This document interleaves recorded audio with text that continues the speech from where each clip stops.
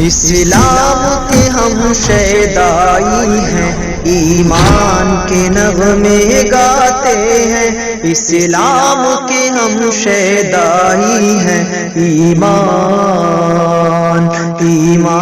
کے نغمے گاتے ہیں۔ السلام علیکم ورحمۃ اللہ وبرکاتہ۔ حامد ونصلي على رسوله الكريم أما بعد، أعوذ بالله من السميع العليم من الشيطان الرجيم، بسم الله الرحمن الرحيم، يا أيها الذين آمنوا إنما الخمر والميسر والأنصاب والأزلام رجس من عمل الشيطان فاجتنبوه لعلكم تفلحون، سورة المائدة۔ وقال النبي صلى الله عليه وسلم: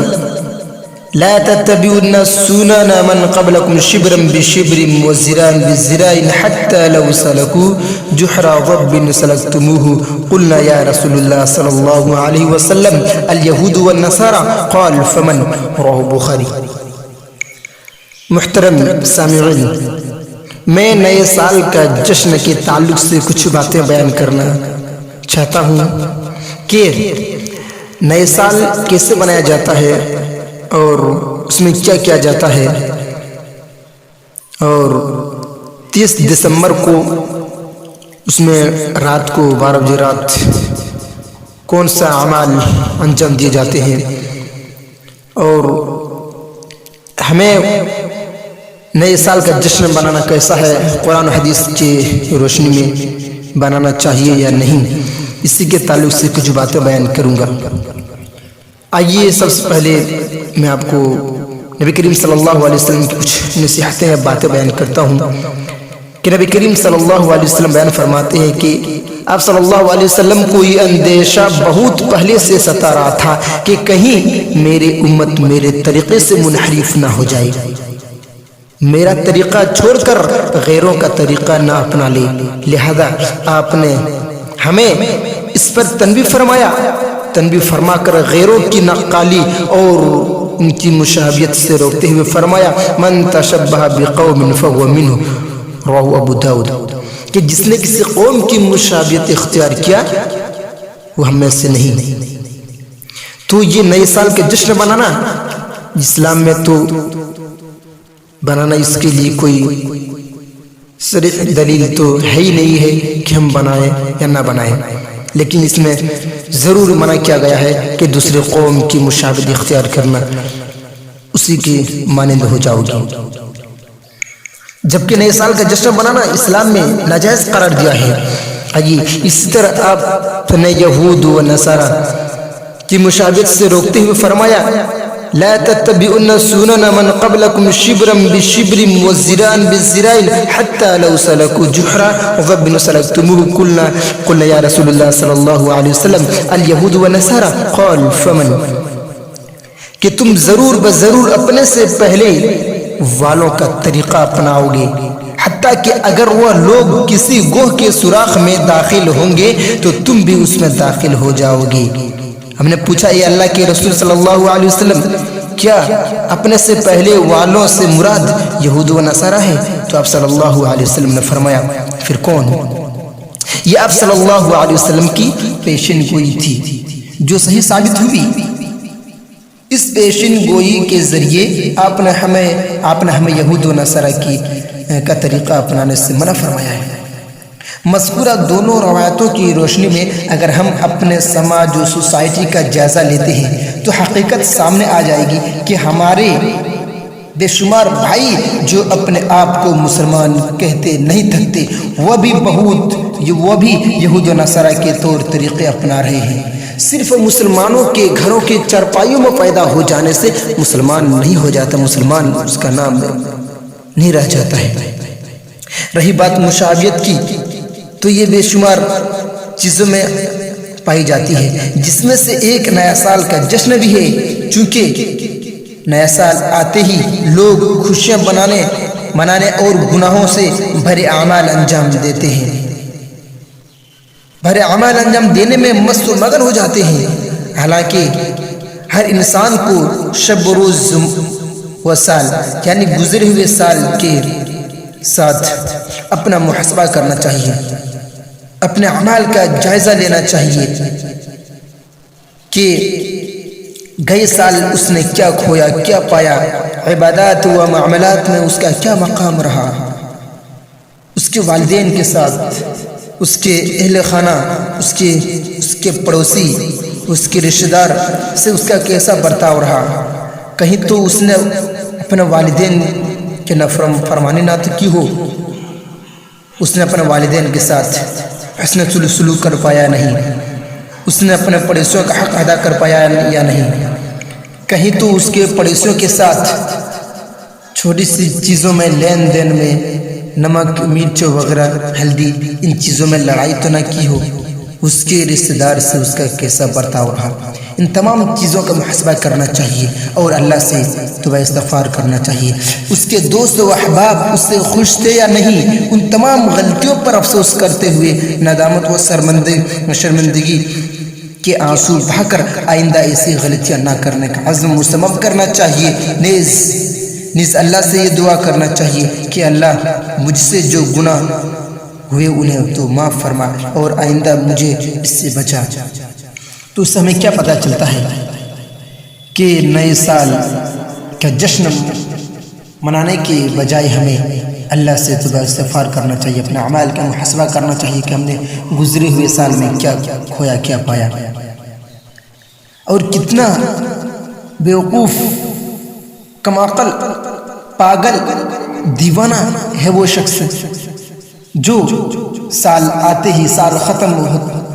ہونے کے بعد وہ سال کے آخری دن میں رات کو 12 بجے 30 دسمبر کو خوشیاں مناتے ہیں، نئے سال کا جشن مناتے ہیں، لیکن اس پاگل احمق دیوانہ کو اتنا بھی پتہ نہیں ہے کہ ہمارے جو سال ہے، ہمارے زندگی کا جو سال مقرر ہے، متعین ہے، اس میں سے ایک سال ختم ہو چکا ہے۔ مثلا کسی کی زندگی یا کسی کی زندگی 60 سال کو ہو اور اس نے 20 سال گزار لیا ہو اور 2020 ختم ہونے کے بعد اس کا جو سال ہے وہ 2021 ختم ہو جاتا ہے، یعنی ایک سال زائد ہو جاتا ہے اور ادھر سے اس کا ایک سال کم ہو جاتا ہے۔ لیکن پاگل دیوانہ اپنے عقل کو دوڑائے بغیر وہ نئے سال کا جشن مناتا ہے، جس کی شریعت اجازت ہی نہیں دیتی۔ آئیے یہ بھی بتاتا چلو کہ نئے سال کے جشن میں کیا کیا ہوتا ہے۔ وہی اعمال انجام دیے جاتے ہیں جن سے اسلام نے روکا ہے۔ اس رات شراب و دیگر نشاور چیزوں کا استعمال بڑے دھوم دھام سے کیا جاتا ہے۔ لڑکے لڑکیاں شراب میں مست و مگن ہوتے ہیں، ڈانس و گانے کے محفلیں سجتی ہیں، نشہ کی الگ الگ چیزیں مثلا کیپٹن، بنگلہ، چرس، گاجا، انگلش، رام، پلو، پتہ نہیں کیا کیا وغیرہ وغیرہ، ان تمام چیزوں کو استعمال کیا جاتا ہے، بڑے فخر و مباحث کے ساتھ ہوتا ہے، جبکہ انہیں شیطانی عمل قرار دیتے ہوئے اللہ تعالی ارشاد فرماتا ہے یا ایھا الذین آمنوا انما الخمر والمیسر والانصاب والازلام رجس من عمل الشیطان فاجتنبوه لعلکم تفلحون۔ اے ایمان والو، یقیناً شراب، جوا، تھان، فال نکالنے کے پاسے کے تیر، یہ سب گندی باتیں اور شیطانی کام ہیں، تم ان سے بچو تاکہ تم کامیاب ہو جاؤ۔ معلوم ہوا کہ شراب کا استعمال حرام ہے، تمام انسانوں کو بالخصوص تمام مسلمانوں کو اس سے بچنا چاہیے۔ البتہ یہ بات یاد رہے کہ اس ممانعت میں شراب کے ساتھ ساتھ دیگر نشاور چیز بھی شامل ہیں، مثلا کیپٹن، بنگلہ، حکا، چرس، گانجے وغیرہ شامل ہیں، اور شراب ہی کی طرح یہ بھی حرام ہے۔ فرمان رسول کل مسکر خمر و کل مسکر حرام، سنن ترمذی، کہ ہر نشاور چیز حرام ہے۔ معلوم ہوا کہ شراب اور اسراف،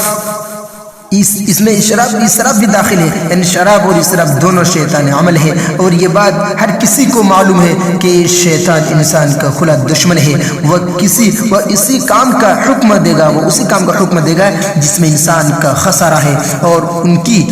آخرت بگڑ جائے اور اللہ ان سے ناراض ہو جائے۔ افسوس